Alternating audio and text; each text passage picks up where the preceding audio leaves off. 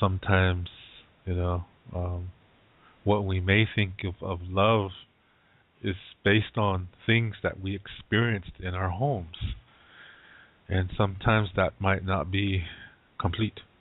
Yeah.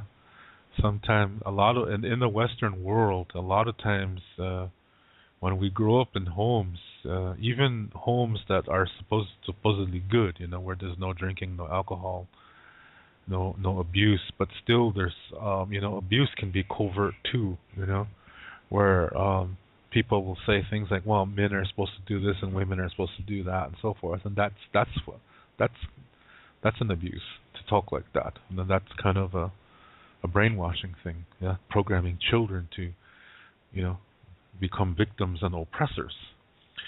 So growing up in a household like that, then we get these ideas of what we think love is.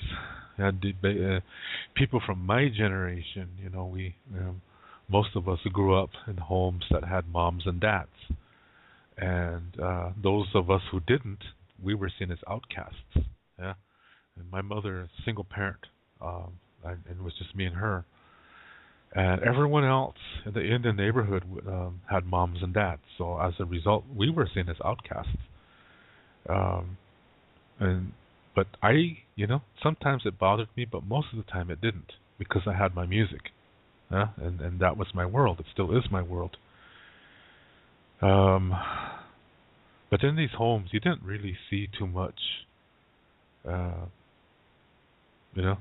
things happening, but unhealthy things happening, but still there's things that are not happening in the home.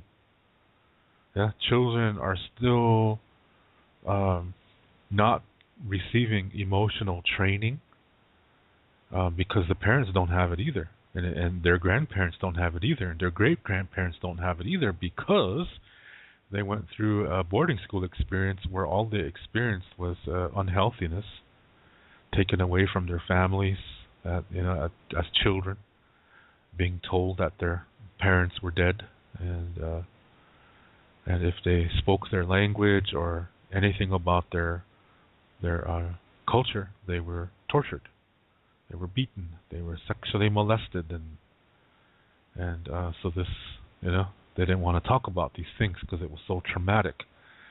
And because they grew up in these schools, they didn't receive emotional training. So when they grew up, and those who lived through it, because a lot of them died because of the abuse, those that lived through it, see, they're missing emotional training. But they did their best. Yeah, they maybe they used their religion or whatever, but they did their best. But still, they didn't have emotional training. So as a result, their children were missing from that. Their children missed that training too. And then when those children grow up and have children of their own, same thing. As each generation comes, they're becoming less and less and less emotionally developed, and more dualistic. Yeah. So whatever they experience at home, this includes dualistic training, and it includes lack of experiences that we should have to develop emotionally, but we don't have it. So we have a hole there. There's something missing, and based on these things, which are all unhealthy, we form our ideas about what love is, and also add into that what we experience at home, what we see on TV, what we hear in songs, and all of that, most of that, I should say, is unhealthy, because it shows dependency on each other. Like what I was saying earlier, that how people, and in dualism, people they need somebody to complete them. That's another way of saying they need somebody to validate them. This is codependency. It's unhealthy living, and that is that includes these false ideas of what they think love is. So um, that's that's how they define love, depending on what they received at home, uh, and that also includes what they should have received at home but didn't, which is emotional training. It all forms unhealthy views about what love is, but that's all they know, and they think that that's what it is. So when they go out finding a partner, that's what they look for, something to fulfill that, and then they realize, eventually it doesn't work. I mean, it doesn't last, and so people will say, come up with all kinds of excuses or all kinds of explanations to just stick with it, even though it's not working. Just stick with it anyway, because some god said that divorce is from the devil or whatever. This is all unhealthy living, and it's stressful. It's unnecessary stress. Yeah, dualism gives us unnecessarily stressful lives. And couple that in with these unhealthy views of what love is, and then along with that we develop unrealistic expectations of each other.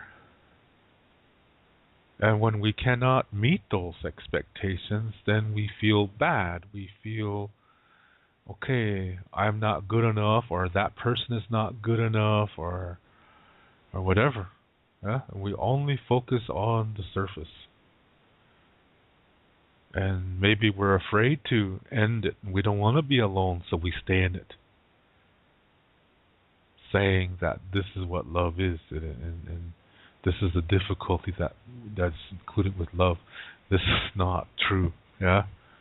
Yes, there will be difficulties, but not this. This is unhealthiness. Yeah. So, in healthy love, when there's difficulties, you both look at it and learn from it and make the best of the situation. An unhealthy love, it's I should say, in an unhealthy situation, the difficulty is tolerated. So it's not really learned. Nobody's learning. Nobody is trying to make the best of it. And instead, people just find a way to adapt to it without learning from it.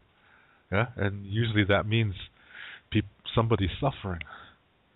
And then they come up with these ideas that in love one must compromise. No, that's not true either. To do that is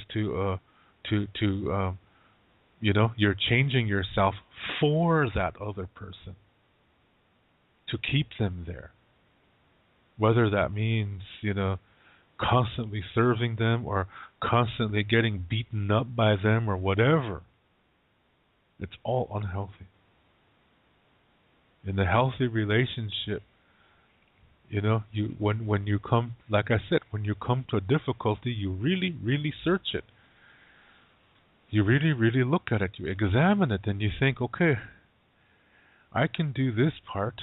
Can you do that part? Or what do you think? Or should you're like, yeah, that's doable. But that's not really compromising, because you're still both of you are still maintaining your individual identities. In unhealthy relationships, people change themselves to satisfy the other one, and they call that compromise. That is not compromise. That's about control. And that leads to victimization and oppression.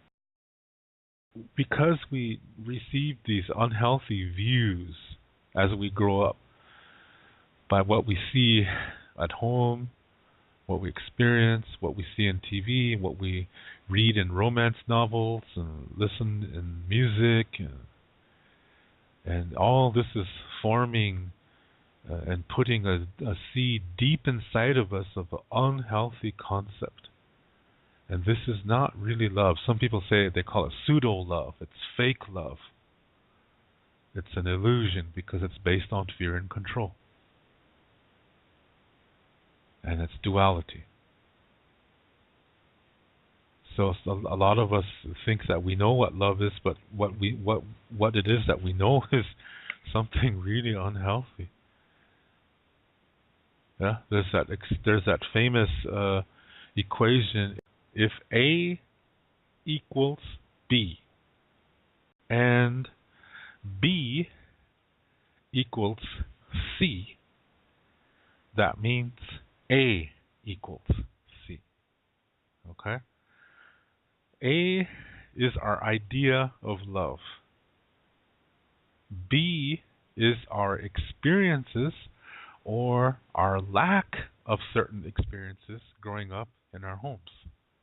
And then C is our relationships.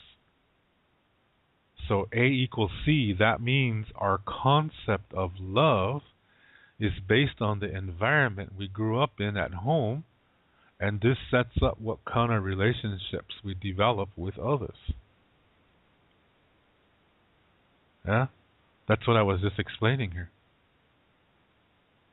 So when we're always ending up in relationships that are really, lots of shit is happening, and it starts off just fantastic, then you always end up being cheated on or whatever, and then you start blaming the other person. You're looking the wrong direction, and it's probably because you're dualistic. Because dualistic people, they're afraid to go within themselves. Yeah, instead they want to look outside and look for, do they look for, somebody to complete them? As I said earlier, they need something to tell them what to do, or they want to control. Yeah, but they don't go inside of themselves. Instead, they go outside of themselves to try to, explain everything. So they're going the wrong way. So if this is happening to you constantly, then you have to take a look inside of yourself, because like attracts like. You are what you attract. This is a star knowledge concept. So things are always messing up all the time. Then you have to wonder, it's probably you. You're attracting it. Yeah? Victims always attract oppressors. Oppressors always attract victims. They have the same foundation, the same frequency. One needs to be told what to do. The other one likes to tell people what to do. One wants to control. The other one wants to be controlled. One needs the other one for outside validation, and the other one needs to control. And they both have the same fears. Yeah, they have this inferiority complex, emotional insecurities, and this is all because of the dualistic thinking they have. And because they're this way, that means they also have low self-esteem and low self-worth. That's what they have in common. So that's how unhealthy relationships start. And when I say abusive relationships, abuse can also be emotional, and it could also be, belittling, where nobody is encouraged to grow. But hey, you stay there. You're supposed to do this, and blah blah blah blah. You're the wife. You do this. I'm the man. I do this. That kind of relationship is not going to grow, because the foundation is unhealthy. The ground is poisoned. Nothing can grow. That's duality. That's unhealthy relationships. But since like attracts like, the unhealthy relationship begins within each person. That means for an unhealthy relationship to happen, somebody has to be unhealthy. Two healthy people don't come together and start an unhealthy relationship. That just doesn't make sense. Like attracts like. Unhealthiness produces unhealthiness, unless you change it.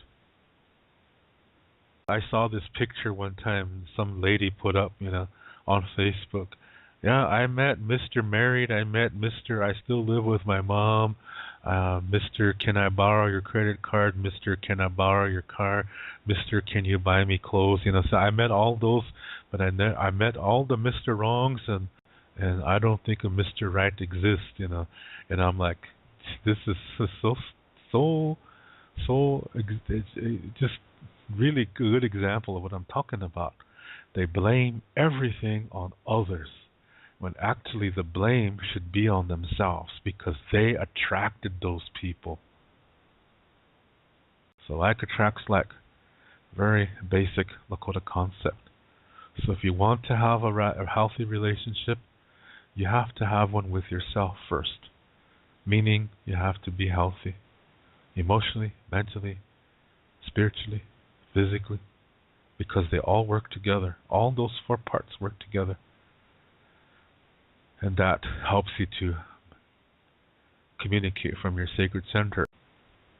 And that's the beginning of healthiness in your life, because reality begins within. You start like that. So what ends up coming out of you is healthiness if you do that. And you attract somebody who's healthy too.